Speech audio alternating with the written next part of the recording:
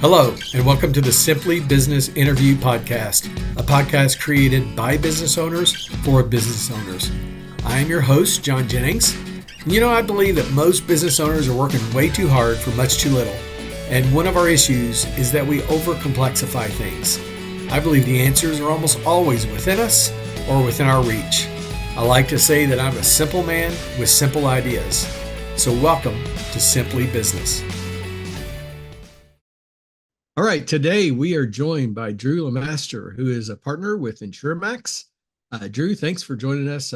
Looking forward to hearing more about what you do. Why don't you start us off, just a little introduction of who you are, what you do, and we'll go from there. Absolutely. Yeah, John, thanks for the opportunity to be here with you today. So my name is Drew LaMaster. I'm a partner / director of employee benefits with Insuramax.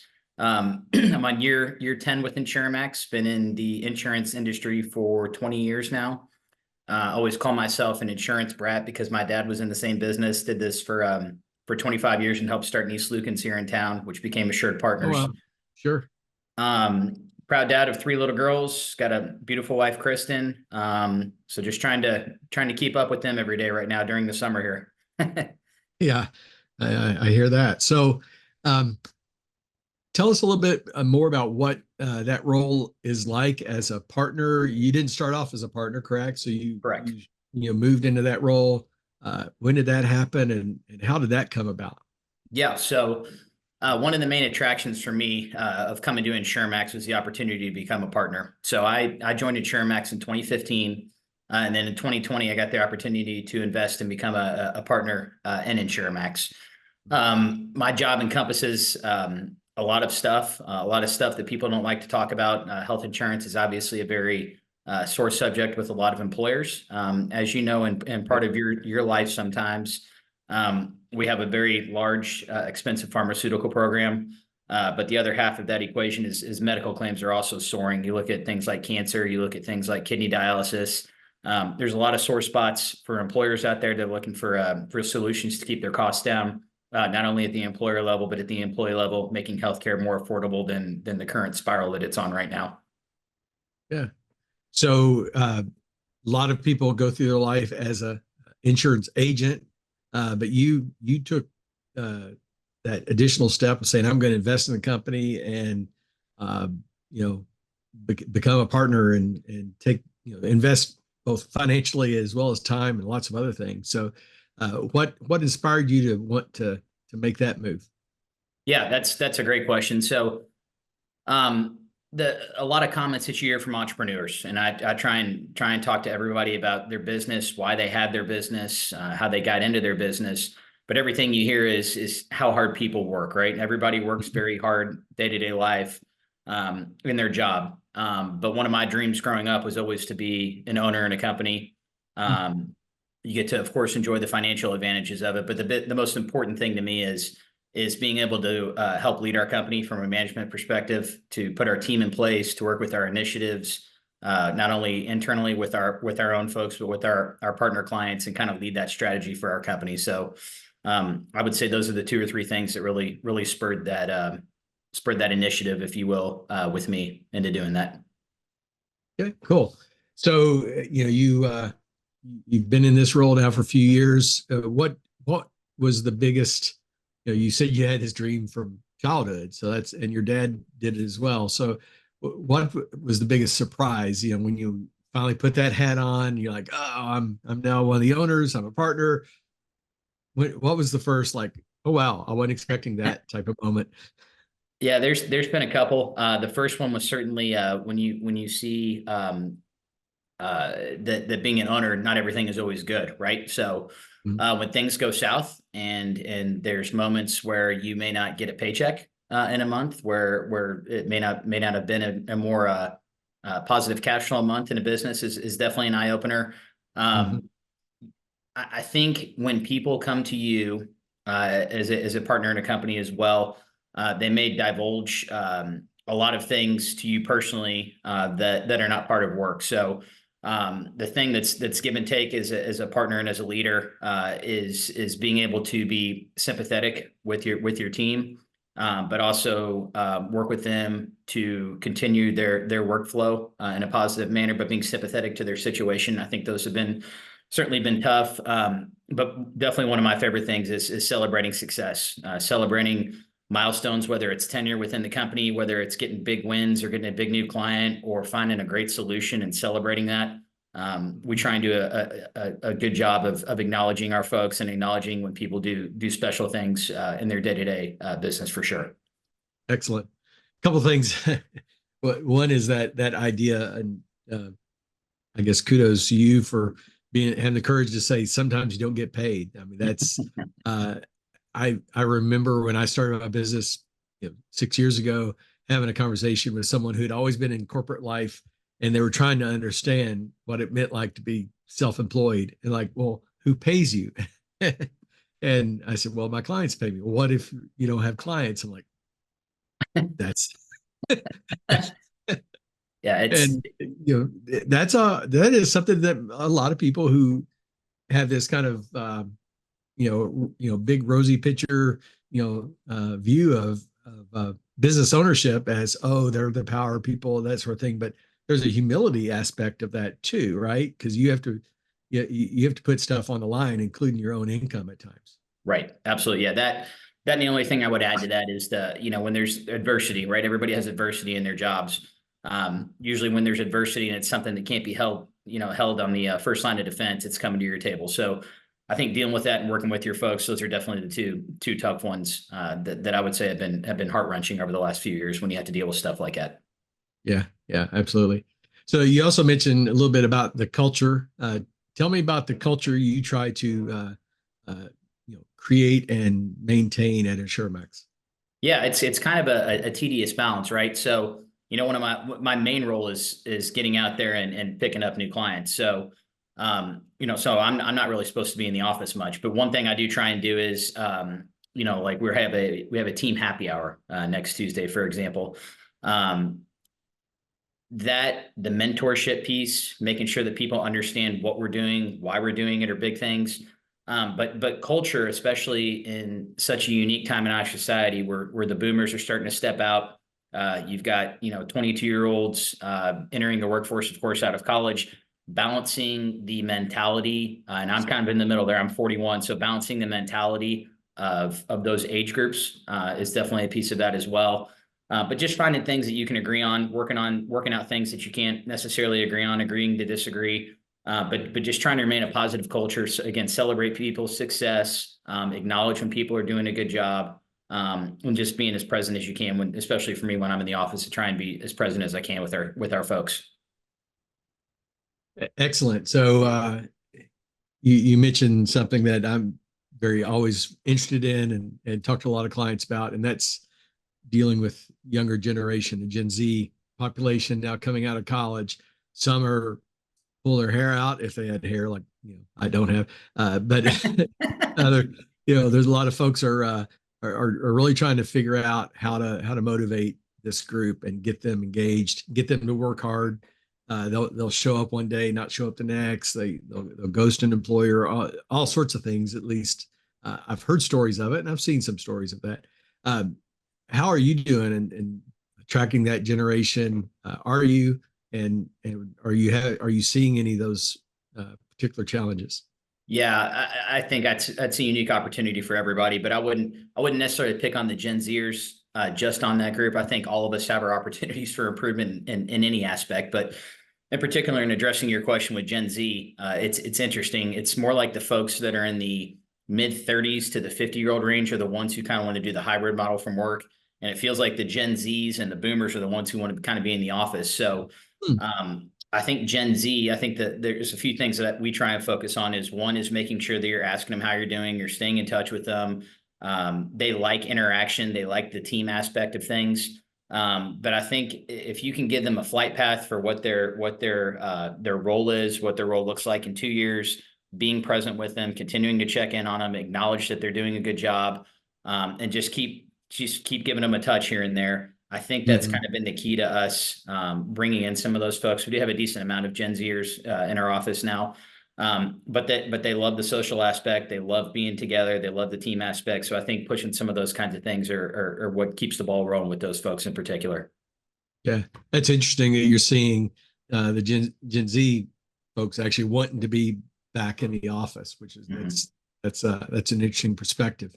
That I think some are seeing that and some are not. So you're obviously creating some kind of culture that they want to be there. So that's Yeah, and something else we do. We have an open office, so it's there's obviously offices where you can shut the door, but one of the things that I've tried to do is I don't have an office, right? Even though I'm one of our leaders in our company, I have a cubicle because I want to be out there. I want to be hearing what they're talking about. I want to be hearing if there's, if they need a high five, get them going, or if there's stuff that they're struggling with or whatever it is. I try and be there when I'm in the office and I want to be present with them and I want to listen to things that we can work on as a company.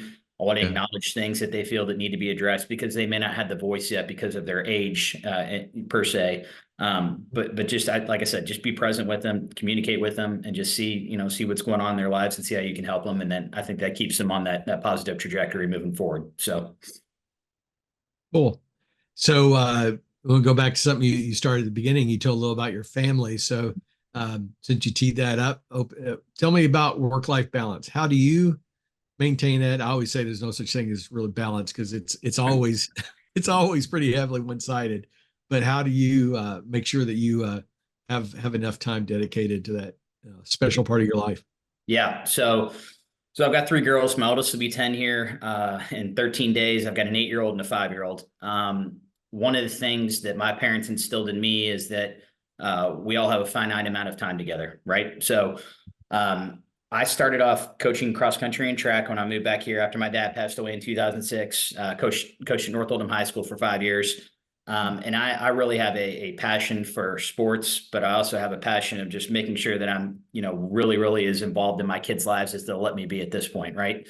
Yeah. So one of the things I do is we belong to Honey Creek Country Club. I'm the co-swim chair this year and next year. So I try and be, not every swim practice is not realistic, but I try and be there as much as I can. I coached my oldest two's basketball team last year at St. Mary Academy where they go. I'll coach them again in basketball this year. My now kindergartner also wants me to coach her team, so I do that. But the passion for coaching, the passion of we're a real active family. We like to take walks together. We like to play golf together. And like I told my wife this morning, I'm exhausted during summer just because the kids are home. They have so many activities going on, but my passion is my family. I would not be where I am without my family. And I pour everything I can to them every single day, every minute that I can, and just try and give them the best life that we can. So. Very, very cool. And you're obviously dedicating a lot of time. Now we were South Oldham, not North Oldham, but we won't get into the. I went to South, but I coached North. I was a trader, Oh, wow. That is a jump for those who are not from around here might be listening. Obviously, North versus South is not just a Civil War thing. It's an Oldham County thing as well. Okay, very good. So back to the business. Just a couple of last questions I like to ask. One is, you're in a market you talked about a little bit. I mean, a lot of pressure. Rising healthcare costs, rising prescription drug costs. How do you stay, current? How do you see yourself as a, you have obviously an entrepreneurial kind of flair to your thinking. So, what do you do to stay current, and how do you kind of build that into your team culture as well? Yeah, that's another great question. There's several things that I try and do. One is, I'm glad we're having this conversation today because I think having conversations with like-minded individuals, people who are entrepreneurial, there's so many new things that are coming out every day. Everybody gets hit up on LinkedIn constantly. I get a lot of messages, but I try and field those as much as I can, do a little research before I say yes to having a conversation with somebody.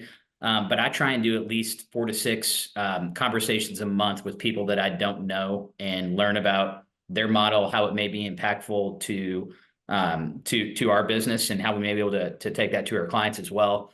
But I'm also just huge on networking. Like I said, my dad did this for 25 years. I've done this for now 20 years. I know a ton of people in the insurance world, and we have a lot of friendly rivals, right? So Hmm.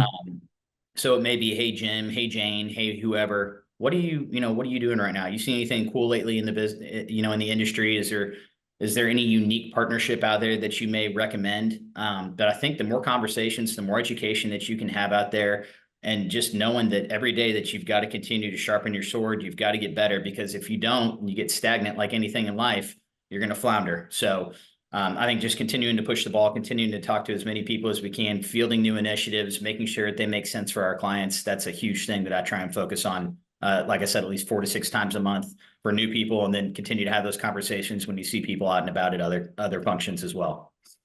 That's great. That's great advice for people listening. So when you say 4 to 6 people, you're talking about people in your industry and out of your industry, just in general, or is it specifically you're looking at like competitors and people like that? Yeah, I think it's across the spectrum, but I think the other thing, and one of the things I said at the beginning is when you're talking to, in the job that I have, you're talking to CEOs, CFOs, HR directors. You're talking to highly successful people that have learned a lot, right? And they've learned a lot about failure.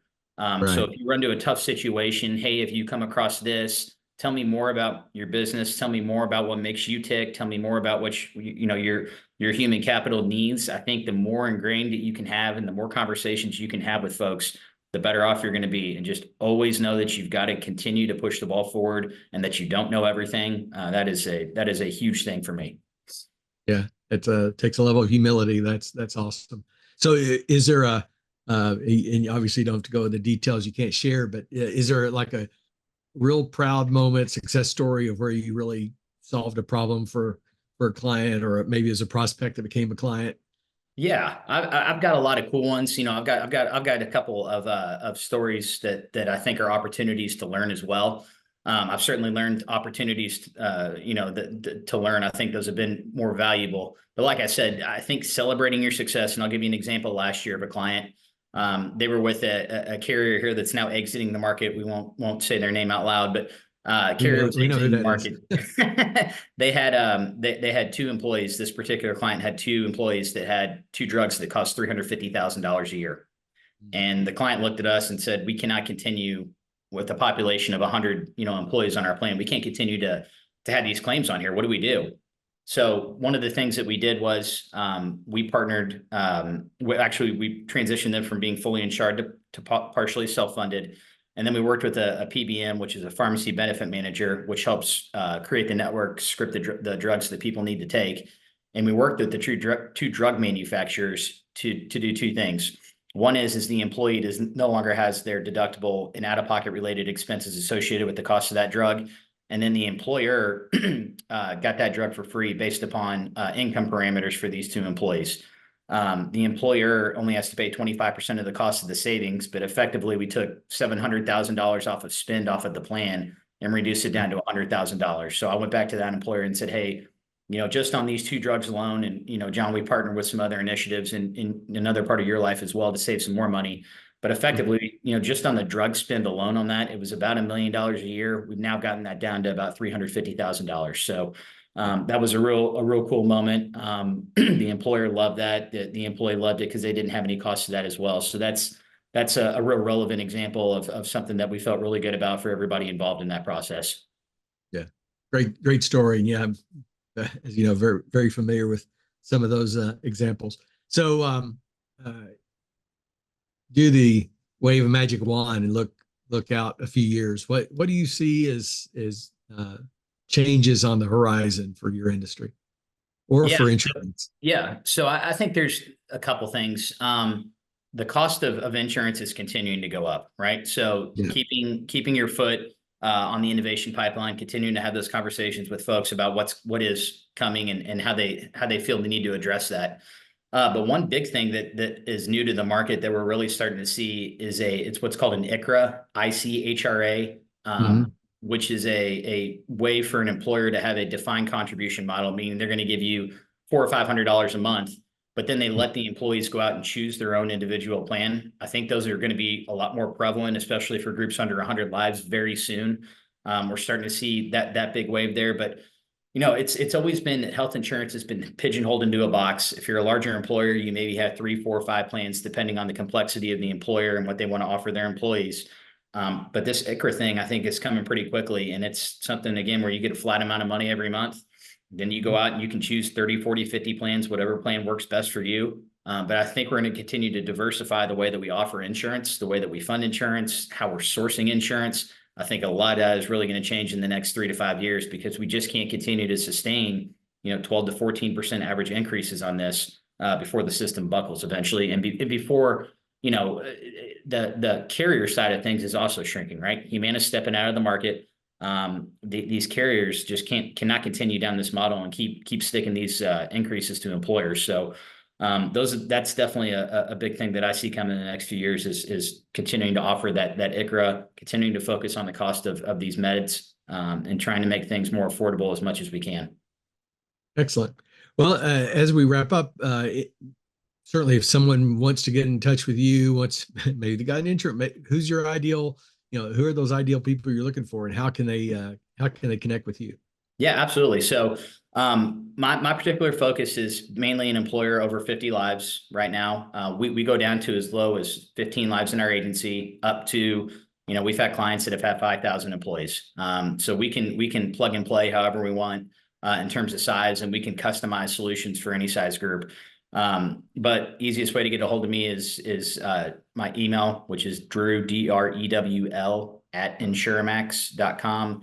Or my work phone is 502-479-4065. And always check my email, always check my voicemails, trying to abide by the 24-hour rule as much as I can in terms of opportunities. But if anybody's tired of spinning their wheels with health insurance, there's a lot of neat stuff out there, a lot of innovative stuff that could potentially save you some money if you're interested in changing the status quo. Excellent. Well, Drew, thanks for your time. And for those listening, I can attest to the team at InsuramaX. They know what they're doing. And so if you have a need, there's somebody worth reaching out to. So thanks again for your time today. And I know everybody's going to enjoy hearing these stories. Thanks, John. I appreciate your time as well and the opportunity to be here today. Thank you for listening to today's episode. If you liked it, please share or like it on whatever platform you use. You can find me on social media. On most platforms, I'm John K. Jennings. My first book is also available. Your Baby is Ugly tells you about 10 truths that business owners need to hear, but often won't, and how to overcome them. You can find it on Amazon. Just search for Your Baby is Ugly. And be watching for our next episode, where I'll interview another business owner who will share their stories and insights into what it's like to create a great business.